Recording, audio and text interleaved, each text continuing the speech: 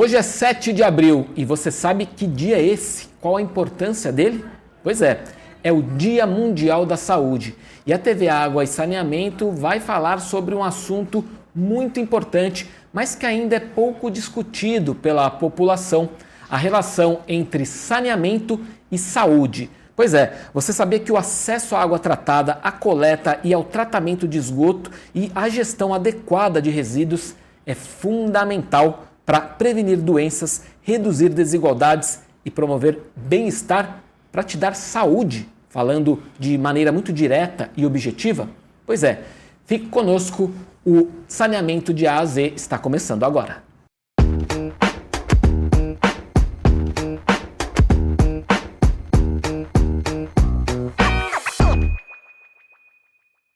E para falar sobre esse tema tão importante, nós recebemos aqui no estúdio da TV Água e Saneamento Rosiane Garcia, que é coordenadora da Câmara Técnica de Resíduos Sólidos da AB São Paulo. Seja muito bem-vinda, Rosiane. Eu que agradeço o convite, estar aqui falando de um tema tão importante numa data, né, de relevância internacional, que é o Dia Mundial da Saúde. Muito bem. E para começar, Rosiane, eu queria te perguntar o que é a saúde ambiental? Então vamos lá, para a gente poder até entender um pouco por que a gente comemora hoje o Dia Mundial da Saúde. Mas quem trouxe essa comemoração? Isso é da Organização Mundial de Saúde, né? Para que a gente possa ter esse olhar global, porque nós estamos inseridos no território, mas não é um território micro, né? Se a gente for olhar, nós estamos no globo, nós estamos interagindo com a questão ambiental. Então, a questão da saúde, que tem um foco muito da OMS, ela vem trazendo esse dia para você repensar e olhar as questões que interferem na saúde, e a gente chama de saúde coletiva, que é a saúde global. Então, o que é isso, né, com relação quando a gente discute o Dia Mundial da Saúde? E aí, trazendo para esse tema de saneamento, porque a gente pode falar de saúde pública. Saúde pública também é uma área importante da área da saúde, que envolve todas as temáticas. Mas a OMS coloca muito claro que quando a gente fala de saúde, quando os fatores ambientais é determinante para a saúde ou para a doença, o tema é saúde ambiental. Então, saúde ambiental é exatamente a área da saúde que se relaciona com a questão ambiental, com a questão do saneamento ou com a falta do saneamento, com determinantes que a gente chama de determinantes sociais e que fatores ambientais realmente vão impactar na saúde. Portanto, a gente não está pensando isoladamente. Não adianta você fazer a sua saúde sozinho. Você mora num bairro, você tem todo, né, o aspecto ambiental que interfere diretamente na tua saúde. Então, esse é o olhar da saúde ambiental. Isso é importante a gente ver, para não confundir, né? É uma parte da saúde pública, mas ela vem muito foco no saneamento, na questão importante. E qual é o impacto direto da falta de saneamento, ou melhor dizendo, de uma água imprópria consumida por uma pessoa? Então, nós temos realmente o impacto direto, que a gente mede na doença, né? Esse é o grande indicador que a gente tem da área da saúde. Então, se eu estou num ambiente insalubre, que eu tenho aspecto da falta de saneamento, e aí a gente pode estar traduzindo na questão da falta de uma água potável ou de uma água segura, que é diferente. Água potável e água segura, vamos fazer essa diferença. A água potável é aquela que está dentro de um padrão de potabilidade de uma lei. Água segura é muito mais que isso. A água segura é aquela que não traz a doença para você, né? Então, ela vai além daquela questão da potabilidade. Eu preciso ter uma água segura para realmente essa minha água, ela trazer a saúde e não a doença, né? Isso é bem importante para a gente ter essa clareza da questão da água segura. Quando a gente fala desse ambiente que a gente deve conviver e vive, e a política de saneamento ela é importante para determinar essa questão da qualidade, eu tenho que olhar nas políticas públicas a questão da disponibilização dessa água segura para todos. E quem é esse todos? São todos que estão no território. Não é só a pessoa que mora na área urbana, não é só a pessoa que mora numa área regular. Nós estamos falando onde tem gente, né? E aí é que vem a área da saúde ambiental. Aonde tem gente, você tem que proteger aquelas pessoas. E o saneamento tem que ser importante em política pública para me proteger aquelas pessoas. Como eu protejo? Com tecnologias diferentes, com formato diferente, mas elas devem ser protegidas nos seus ambientes, nos seus territórios. E nós estamos falando de territórios diferentes. Né? Não é uma coisa, nós estamos aqui num local, uma capital importante, mas se eu me deslocar, o território é diferente. E eu tenho que buscar, né, maneiras de o quê? Universalizar o nosso saneamento. E como que a gestão adequada de resíduos sólidos também pode contribuir nesse sentido? Sem dúvida. Quando a gente olha para os resíduos sólidos, e olha que interessante, que se você fizesse essa pergunta há 30 anos atrás, a resposta iria ser essa. Resíduo sólido não tem nenhuma relação com a saúde. Porque foi-se, né, em termo cultural, dizer, não é, mas resíduo não tem problema com relação à saúde. O problema está na água. Há uma água contaminada, eu tenho as doenças de veiculação hídrica, eu tenho indicadores, eu tenho mortalidade, eu tenho morbidade, mas o resíduo traz esse indicador de doença, e aí ficou o resíduo sólido mais numa questão ambiental, não uma questão de saúde. E a gente sabe hoje muito claramente, principalmente quando a gente fala do microplástico, né, que a questão toda desses microplásticos na água vem do resíduo, ele não vem de uma água. Portanto, o resíduo interfere diretamente o quê? No meu ambiente, e aí eu estou falando daqueles fatores ambientais que vão determinar a doença. Quando a gente olha para que eu acabei de falar do microplástico, né, e aí a gente, né, tem a questão do resíduo, mas a gente está falando de vetor também, né, de animais peçonhentos, de rato, de roedores, isso tudo realmente a questão dos resíduos acaba, né, trazendo esses vetores para próximo daquela população, e você tem a enfermidade relacionada com vetor, mas ele está relacionado com resíduo. Então é muito importante que a gente faça essa relação hoje e determina isso, que resíduo sólido, sim, mal acondicionado, né, eu não tendo uma disposição final, eu vou ter problemas de saúde. E dependendo que hoje a gente tem no Brasil uma quantidade grande de lixões, né?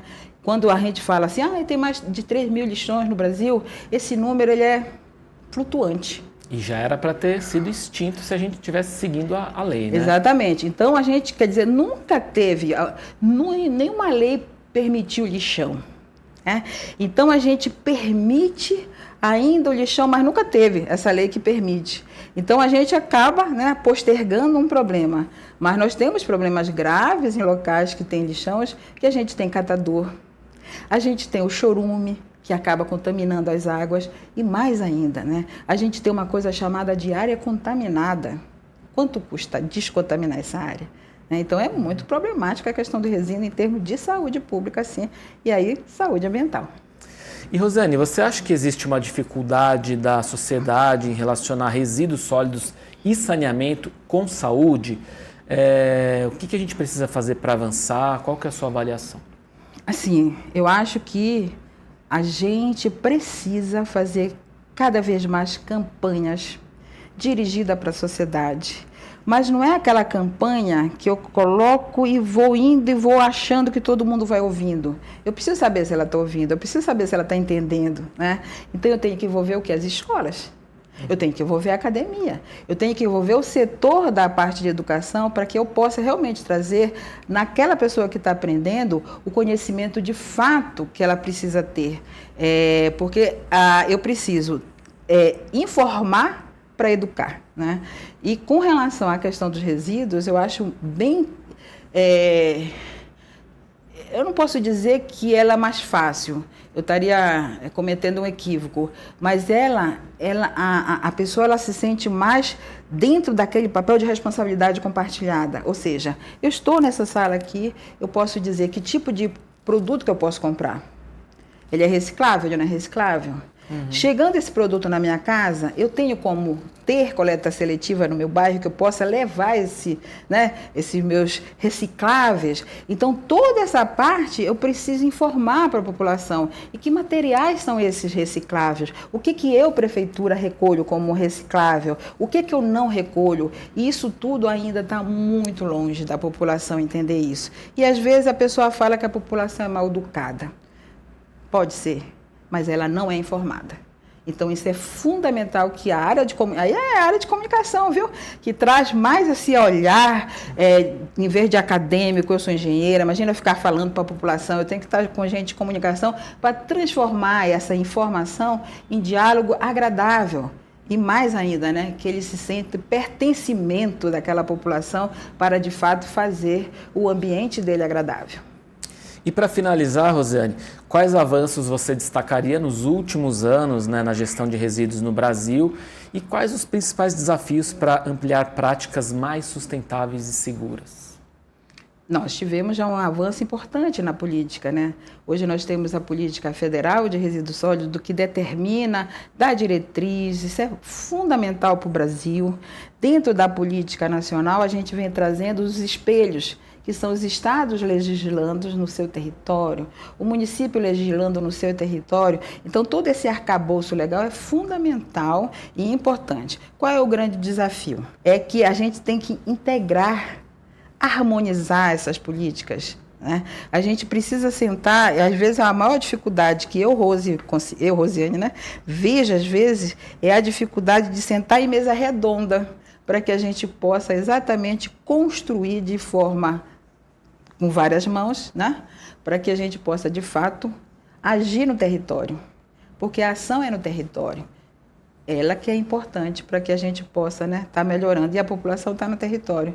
Então, é fundamental que a política pública seja, né, regula, mas que ela perceba e que precise estar ali na população. E aí um destaque que a gente vê na logística reversa, que é tão falado. O que é logística reversa? Se você perguntar para a população, pouca gente vai saber o que é logística reversa. O setor já sabe. Então, né, o retorno daquele produto que você comprou para, né, em algumas, reciclar. Essa é a ideia. Reciclar, tornar novos produtos, a gente chama de economia circular. Eu estou, né, trazendo o produto, voltando como matéria-prima. Então, é circularidade isso, né? E eu preciso estar trabalhando melhor isso.